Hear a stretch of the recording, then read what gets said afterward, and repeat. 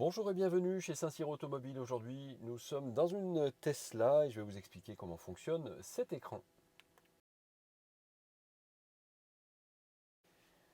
Donc vous avez ici une petite voiture qui vous permettra d'afficher tous les paramètres donc, de votre véhicule avec, et on va commencer donc par les contrôles.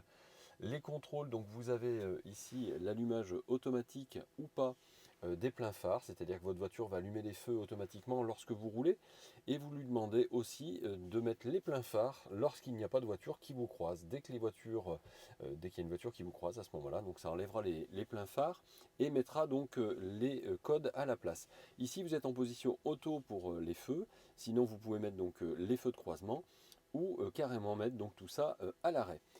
Ensuite, vous avez donc ici la capacité donc de replier votre rétroviseur donc extérieur. Vous pouvez demander à sécuriser donc les enfants. Donc à l'arrière, vous n'aurez plus les vitres électriques qui fonctionneront ni les vitres ni les portières qui seront ouvertes depuis l'intérieur. Vous pourrez donc verrouiller vos vitres à l'avant et à l'arrière. Et ici, vous pouvez appuyer donc sur le bouton pour ouvrir votre boîte à gants. De la même manière que pour les feux, vous avez ici l'allumage automatique donc des essuie-glaces donc à l'avant que vous pouvez mettre donc à l'arrêt donc ou sur plusieurs donc positions. Vous avez ici le réglage de vos rétroviseurs, donc vous choisissez d'abord le rétroviseur donc à régler et puis ensuite donc vous allez donc positionner donc votre réglage grâce au bouton qui se trouve sur votre volant, donc sur la partie gauche, et donc ça va vous permettre effectivement de régler le rétro. Vous demandez à avoir l'abaissement automatique, le rabattement auto ou l'assombrissement automatique. Ça veut dire quoi? Ça veut dire que si quelqu'un vous éblouit, l'assombrissement fait que le rétroviseur donc va se noircir naturellement. Le rabattement auto, c'est lorsque vous fermez donc votre véhicule, et l'abaissement auto, ça veut dire que dès que vous passez la marche arrière, le rétroviseur donc va se rabaisser de façon à vous montrer en fait le trottoir pour pas abîmer les jantes sur un trottoir. Ici, vous avez donc le réglage de la hauteur de votre volant, hein, il n'y a plus de manette comme sur les anciennes voitures. Vous avez donc pareil donc, à vous positionner donc, ici. Et enfin, vous allez donc utiliser aussi le joystick donc, de gauche du volant qui vous permettra donc de baisser ou de monter votre volant ou de tout simplement donc, faire le meilleur réglage pour vous. Et une fois que c'est fait, vous enregistrez et à ce moment-là, donc, votre direction est réglée. Ici, Sentinelle, donc qu'est-ce que c'est? C'est un système, si vous l'acceptez, qui va utiliser les caméras de la voiture pour protéger vos biens, c'est-à-dire qu'il va vérifier que si quelqu'un se penche dans la voiture ou s'approche trop de la voiture, va déclencher effectivement un enregistrement que vous allez pouvoir donc conserver si jamais vous voulez avoir une traçabilité vidéo. Mais par contre, attention, ça fait effectivement consommer d'électricité sur votre voiture. Et ici vous avez donc enfin donc le réglage de l'intensité donc de la luminosité de l'écran, et vous pouvez le demander donc en auto. Ça veut dire que dès que vous avez les feux qui sont allumés sur votre voiture, l'écran va se noircir un petit peu donc pour pas vous gêner la nuit pour la conduite. On va passer donc au pédalier et direction. Donc là, c'est donc tout simplement la possibilité de demander, alors lorsque vous conduisez, d'avoir une accélération soit sportive, soit une accélération donc confort. Sportive, ça veut dire que bien sûr vous consommez plus d'électricité, donc vous aurez moins d'autonomie. Et confort, ça veut dire aussi que il y a un petit peu moins d'à-coups, vous avez une voiture qui est un petit peu plus linéaire. Ensuite, la direction assistée, donc pareil, confort, standard ou sport, ça veut dire que vous avez une direction qui sera plus ou moins dure. Mode piste, évidemment, pour les conducteurs avérés. À ce moment-là, vous pourrez personnaliser si jamais vous voulez faire de la course automobile avec votre Tesla. Le mode arrêt, donc vous avez serrage, roulement ou rampage. C'est ni plus ni moins que le mode en fait de freinage qui permet de régénérer de l'électricité. Vous avez votre voiture qui finalement lorsque vous arrêtez d'accélérer va freiner automatiquement grâce à, donc, à ces modes de freinage, et donc va générer de l'électricité et régénérer la batterie de votre voiture. Si jamais vous faites du 4x4 avec votre voiture ou si jamais vous êtes sur la neige, vous allez donc ici cliquer sur assistance tout-terrain, et donc ça va enlever certains modules donc, comme l'antipatinage par exemple, qui vous permettra effectivement de rouler de façon difficile, hein, sur une route difficile par exemple. Et vous aurez ici simplement donc le slip start donc qui vraiment enlève seulement donc l'anti-patinage au lieu d'enlever donc tous les autres systèmes en plus pour le tout-terrain. On va passer donc à l'onglet donc recharge où là vous avez donc 50% de charge donc sur votre véhicule. Vous savez effectivement grâce ici donc à ce petit tableau où vous en êtes. Vous aurez aussi donc la possibilité de planifier donc le départ pour ce lieu et vous aurez toujours les dernières sessions de recharge payantes ici avec les conseils sur la supercharge et on le verra tout à l'heure avec la cartographie. On est passé à autopilote. Autopilote, c'est donc vous demandez à votre voiture tout simplement de vous assister au maintien donc dans la voie lorsque vous avez donc ici coché donc l'assistance au maintien au cap. Navigation en autopilote, si jamais vous voulez que votre voiture donc conduise toute seule jusqu'à une destination donc et là c'est votre voiture vraiment qui pilote. Vous pouvez même lâcher effectivement le volant, votre voiture va vous emmener donc où vous voulez. L'assistance au maintien de cap, c'est marqué bêta donc à côté parce qu'effectivement c'est une innovation et c'est quand on est sur une version bêta, ça veut dire que c'est pas une version définitive. Il y aura aussi des améliorations qui peuvent intervenir lors de prochaines mises à jour. De la même manière, vous avez aussi donc la navigation en autopilote qui est donc en version bêta, donc avec la possibilité d'activer ou pas donc à chaque départ de chaque trajet. Si vous avez mis oui, donc ça démarrera effectivement automatiquement dans la navigation en autopilote. Je ne vous le conseille pas bien sûr. Un changement de voie en fonction de la vitesse, donc modéré, moyen, Mad Max ou désactivé. Donc encore une fois, Mad Max ça veut bien dire ce que ça veut dire. Pour les fous du volant, vous pouvez y aller à fond, moyen, modéré ou désactivé. Donc pour le changement de voie en fonction de la vitesse, c'est-à-dire que si vous avez effectivement une voiture qui est devant vous, le changement de voie va se calculer automatiquement et votre voiture va doubler automatiquement un autre véhicule. Donc on parle bien de véhicules sur l'autoroute, c'est l'idéal. Ici, vous avez vitesse définie. Donc, vitesse définie, ça veut dire que votre voiture va limiter donc, votre véhicule en termes de vitesse par rapport aux panneaux qui ont été donc, sur le bas de la route captés par les caméras de la voiture. Donc là, la limite de vitesse donc, se fera automatiquement par rapport à ça, ou sinon, vous pouvez demander effectivement d'avoir la main dessus, d'avoir une vitesse actuelle. Donc c'est celle que vous allez donc mettre vous. Et au niveau de la tolérance, lorsque vous êtes en vitesse actuelle, vous n'avez pas la main, puisque c'est la vitesse actuelle, c'est vous qui dirigez avec votre accélérateur. Et si vous êtes en limite de vitesse, vous pouvez demander effectivement à avoir, vous voyez, par exemple, si vous êtes à 50 km/h, parce qu'il y a eu un panneau de 50 km/h qui est passé devant votre voiture, vous pouvez lui demander 2%, 3%, etc. de plus. Donc c'est vous qui choisirez effectivement le dépassement de la vitesse en fonction de votre réglage. On passe à l'onglet donc verrouillage. L'onglet verrouillage donc c'est le nombre de clés que vous avez. Donc vous savez que vous avez donc une clé Tesla. Cette clé vous la mettez donc devant votre boîte à gants centrale et donc vous pourrez donc ajouter des clés, autant de clés que vous le souhaitez. Avec cette clé là, vous allez pouvoir donc tout simplement en téléchargeant l'application Tesla sur votre téléphone, associer donc une clé à un téléphone portable pour prêter votre voiture aux gens de votre famille ou à votre femme, votre mari. Donc vous n'aurez plus qu'à utiliser votre téléphone portable pour rentrer donc dans la voiture. Ensuite vous avez donc ici donc sur le même onglet donc la sécurité enfant, donc qui est soit à l'arrêt, soit donc pour les deux portes, soit que pour la porte de droite ou la porte de gauche. Vous aurez aussi donc le verrouillage ici des vitres. On l'a vu tout à l'heure dans les premiers dans les contrôles. On peut le faire aussi donc directement sur le contrôle. Vous pouvez demander donc le mode déverrouillage de la portière donc conducteur ici. Alors qu'est-ce que c'est? C'est tout simplement le fait que quand vous ouvrez votre voiture, vous n'ouvrez que la porte du conducteur, vous n'ouvrez pas donc les autres portes.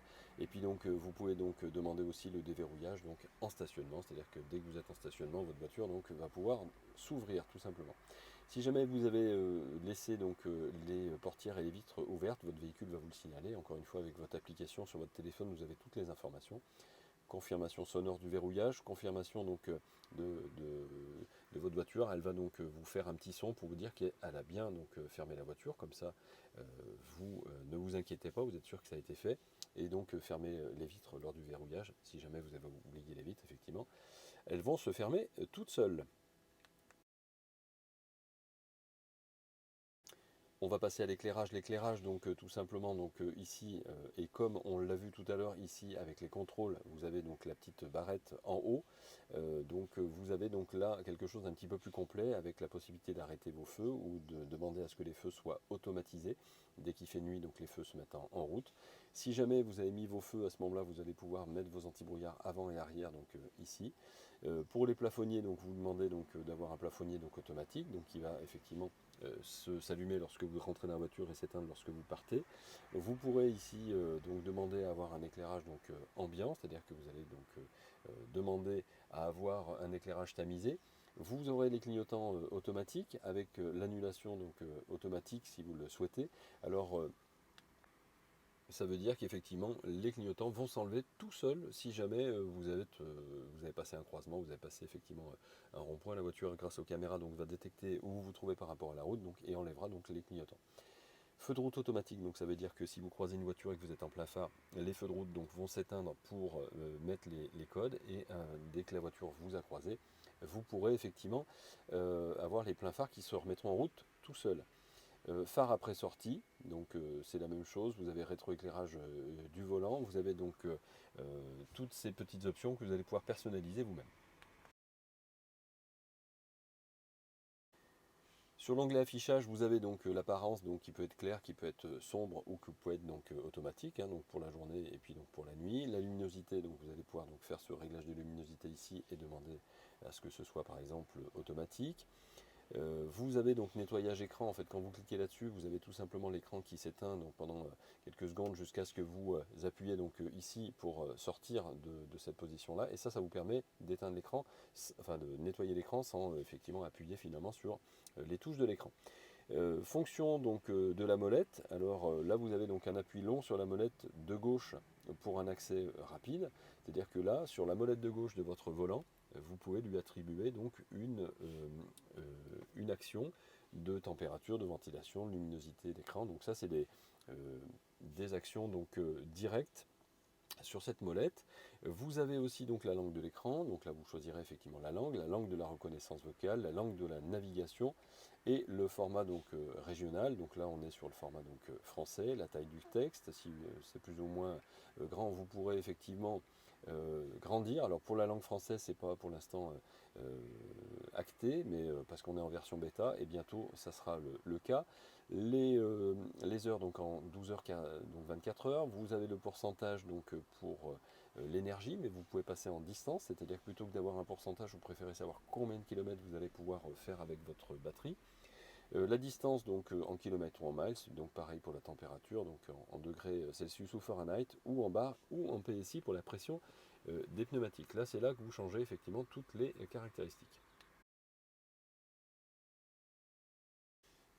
Donc ici trajet, bah, c'est tout simplement l'ordinateur de bord, ça vous dit que tout simplement lorsque vous avez appuyé sur trajet, vous avez donc ici, depuis que vous avez démarré la voiture, depuis une minute, vous avez parcouru 0 km, donc vous avez consommé 0 watts. Vous avez depuis la dernière recharge pratiqué donc 125 km, vous avez donc consommé 20 kW. Donc en moyenne, ça veut dire que vous avez fait 160 Wh par kilomètre, etc. Donc vous avez trip A, trip B. Et si vous voulez donc mettre à zéro effectivement les trajets, vous pouvez donc cocher le trajet et vous réinitialiser le trajet donc actuel, ou vous pourrez réaliser donc, enfin réinitialiser le trip A ou le trip B, donc celui-ci ou celui-ci. Il vous suffira de le cocher tout simplement.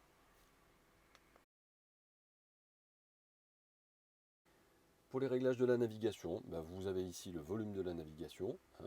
Vous pourrez couper ou mettre la navigation donc en route, la navigation donc automatique, naviguer automatiquement vers votre domicile, travail au prochain événement sur votre agenda par exemple.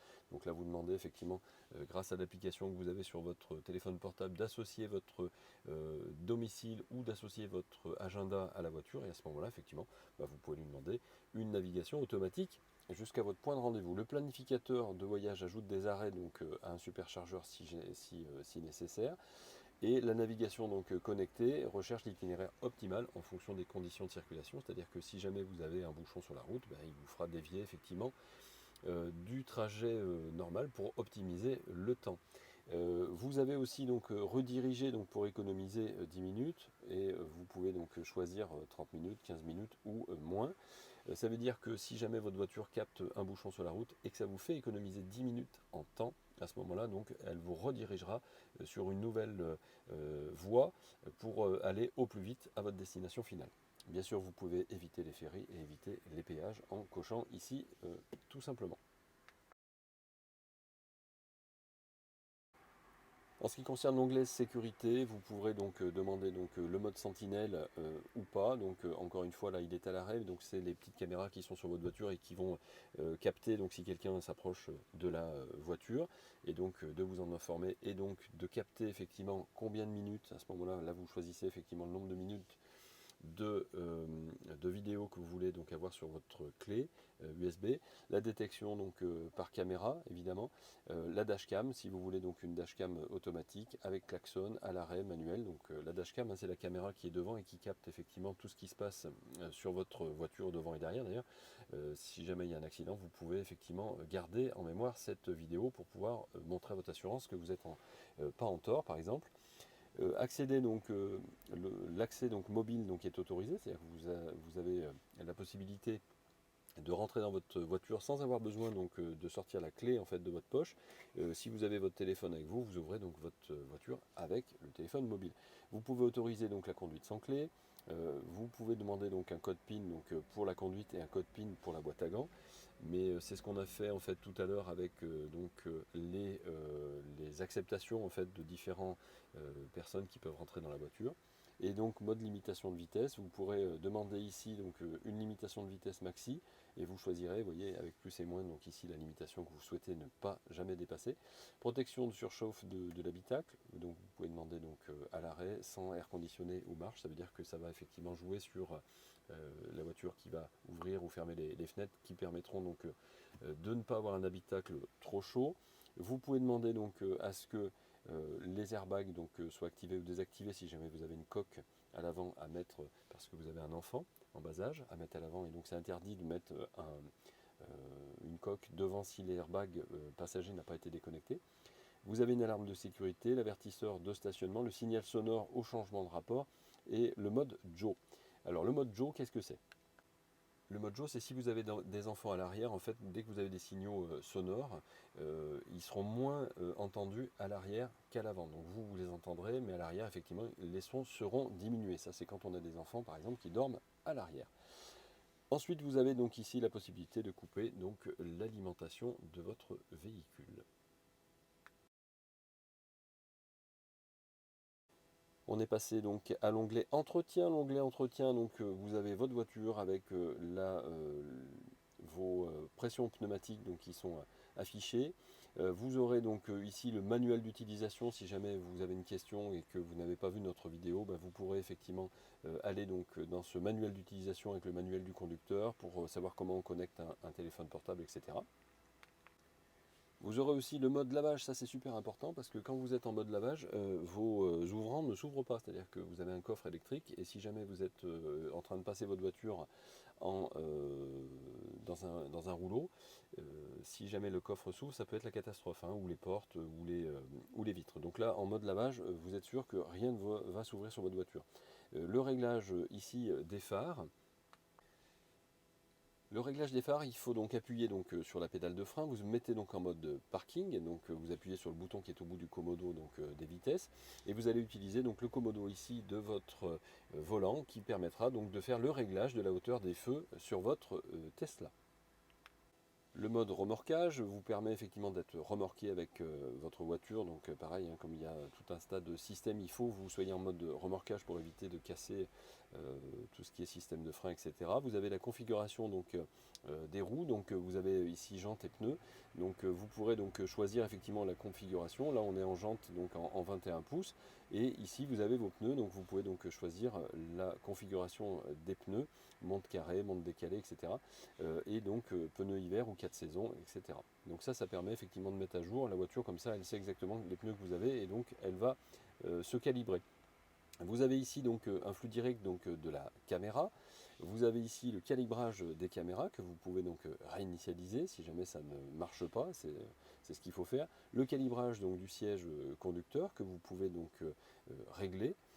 Et donc à ce moment-là, vous allez pouvoir donc démarrer donc toute la procédure de calibrage. Donc c'est encore une fois une procédure qui permet d'enlever les bugs si jamais il y en a. Effacer les données du navigateur, ça veut dire que vous avez vendu votre voiture et vous voulez effacer effectivement tous les trajets que vous avez fait avec votre voiture. Réinitialisation d'usine, c'est la même chose. Vous avez vendu votre voiture, vous réinitialisez comme elle était à l'usine. Attention, parce qu'il y a des paramétrages bien spécifiques au démarrage. Donc faites-le vraiment si vous êtes sûr que votre prochain client est en capacité de pouvoir recharger des nouveaux paramètres. Et enfin, entretien des essuie-glaces, quand vous appuyez donc sur ce bouton, ça vous permet effectivement d'avoir les essuie-glaces qui se lèvent légèrement et qui vous permettent d'avoir accès à vos essuie-glaces, sinon ils sont sous la baie de pare-brise et donc vous n'y avez pas accès. Pour le logiciel, je ne fais pas l'article parce qu'on a le numéro de châssis de la voiture, donc ça n'est pas utile. Et puis après, vous avez donc la mise à niveau. Donc là, vous allez pouvoir effectivement demander à payer un abonnement de 9,99 € par mois. Tout ça pour avoir quoi? Une navigation, une visualisation de la circulation en temps réel, les cartes du satellite, vous voyez, tout un tas donc, de systèmes donc, qui vous permettra d'avoir des choses en plus sur votre écran. On va passer à la navigation GPS, donc encore une fois, donc, si vous voulez passer donc, à l'écran, vous appuyez sur la petite voiture qui est ici pour faire apparaître le menu, sinon vous avez donc votre écran ici, qui vous donne donc la partie donc, cartographie. Vous avez donc ici, alors on va mettre fin de trajet déjà, et on va donc aller quelque part. Alors pour aller quelque part, vous allez donc dans navigation, vous allez donc ici, on va aller nous sur Annonay par exemple. On clique donc sur Annonay, on met un espace et on veut aller rue Pierre de Coubertin par exemple. On va marquer donc Pierre de Coubertin comme ça et on va attendre effectivement les propositions qui vont apparaître ici. Vous avez rue Pierre de Coubertin, vous cliquez dessus et vous lancez donc le trajet. C'est aussi simple que ça. Une fois que vous avez fait ça, donc vous pouvez en appuyant donc sur les trois petits traits ici ajouter un arrêt. Donc si vous voulez vous arrêter donc quelque part, vous retapez donc une autre adresse tout simplement. Vous pourrez aussi, donc, en appuyant sur les trois petits points, modifier le trajet et donc ajouter par exemple ici une destination donc, qui sera une étape. Si par exemple vous voulez trouver un restaurant sur la route, vous pouvez effectivement taper soit une adresse, soit vous tapez simplement donc, un restaurant. Et vous voyez, il vous fait différentes propositions en tapant simplement donc, les premières lettres. Et à nouveau, si vous appuyez donc sur les trois petits points, vous avez le paramètre ici qui vous permet d'avoir les paramètres de la navigation, ce qu'on a vu donc en préambule tout à l'heure avec la navigation automatique, le planificateur donc de voyage, la navigation donc connectée, donc une recherche d'itinéraire optimal. Et si jamais vous avez votre voiture qui tombe dans les bouchons, vous demandez à être redirigé sur un autre parcours si vous gagnez 10 minutes par exemple sur votre trajet.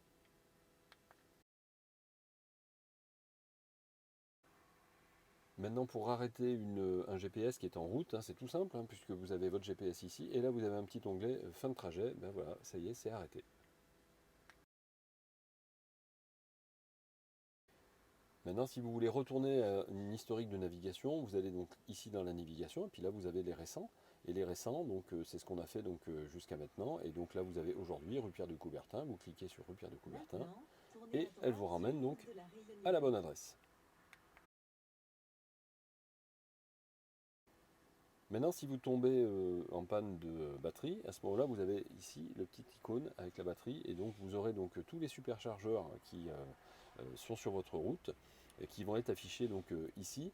Là, vous avez donc plusieurs possibilités, soit les superchargeurs uniquement, soit les chargeurs donc moins performants et les superchargeurs. Donc vous cliquez comme ça et une fois que vous appuyez dessus, il vous emmène directement sur le superchargeur.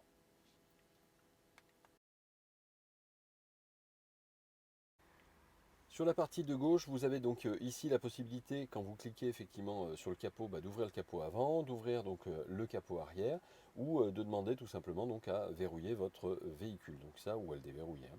Donc ça c'est tout simple, et ici vous avez un raccourci effectivement qui vous permet d'avoir donc le paramètre des feux qui va s'afficher ici, plutôt que d'aller le chercher dans la voiture et dans le raccourci qui est ici.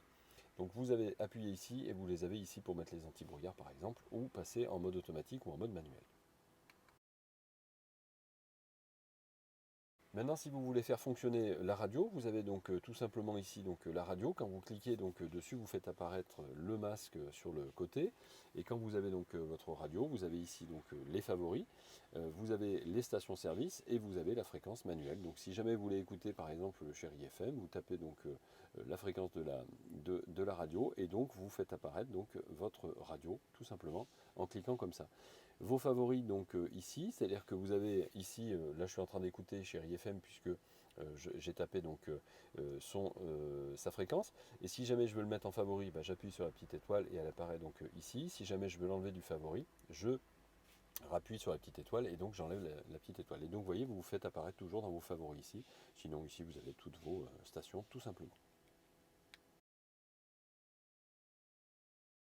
Si jamais vous voulez changer de source, il vous suffira d'appuyer sur le petit onglet qui est ici. Vous avez Spotify, vous avez toutes les possibilités. Si vous avez associé un téléphone en Bluetooth, vous pourrez utiliser la musique de votre téléphone, l'Apple Music, le karaoké. Donc tout se fait à partir d'ici tout simplement. Et si vous ne connaissez pas la fréquence d'une radio, mais que vous voulez chercher une radio, vous tapez simplement son nom ici et vous verrez apparaître ici la possibilité qu'on vous propose. Euh, voilà. Voilà, vous aurez effectivement ici, vous voyez, différentes propositions qui seront ici dans les stations, par exemple. Voir tout, si vous appuyez sur voir tout, et hop, là vous trouvez la station que vous voulez écouter. Ici, vous avez votre climatisation avec la température que vous pouvez différencier.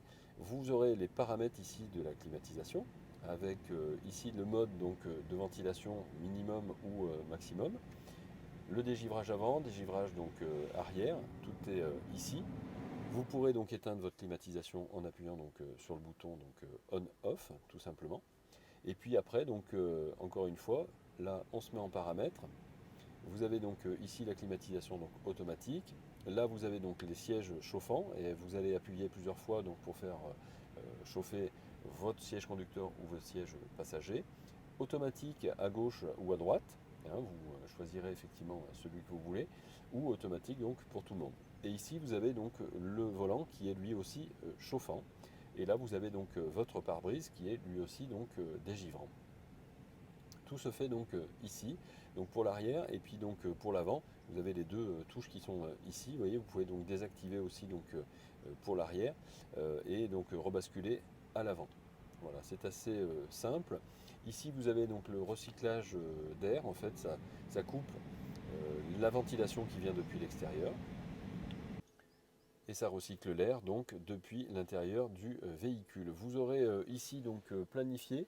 Alors lorsque vous planifiez, vous demandez effectivement à ce que votre voiture soit conditionnée, c'est-à-dire que si par exemple vous partez tous les matins à 7h45, vous demandez, et que c'est l'hiver, vous demandez à votre voiture qu'elle se mette en chauffe à l'intérieur, comme ça quand vous rentrez dans votre voiture, vous lui demandez effectivement d'avoir mis en route tout simplement la climatisation, et si c'est en hiver, c'est du chauffage, si c'est en été, c'est du frais. Toute la semaine, par exemple, vous chargez en heure creuse. Vous choisirez les paramètres ici. Et donc lorsque vous avez appuyé ici sur les trois petits points, vous avez le désembuage avant, désembuage arrière, le siège conducteur passager chauffant. Tout se fait ici en menu rapide.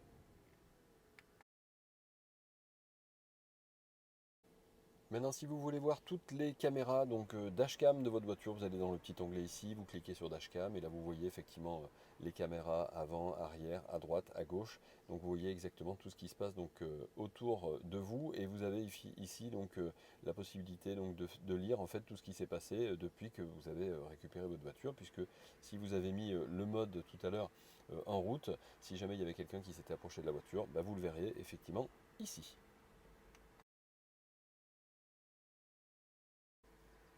Dans les trois petits points, vous avez aussi énergie qui vous permet de savoir effectivement le mode de conduite, la climatisation, le préconditionnement, l'altitude, depuis que vous avez démarré votre voiture, quel était finalement ce qui consommait le plus dans votre voiture, pour la conduite, pour le stationnement, et puis les consommations moyennes.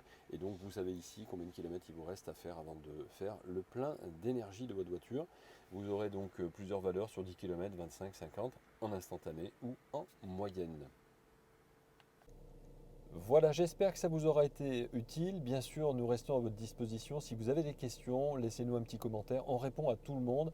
Vous l'aurez compris, ce n'est pas notre métier de base, bien sûr, mais on fait ça pour nos clients à la base. Et puis finalement, on se rend compte qu'il y a beaucoup de gens qui nous réclament d'autres vidéos pour savoir comment fonctionne leur voiture. Donc, on est à votre disposition. C'est un vrai plaisir de pouvoir vous aider. À très bientôt.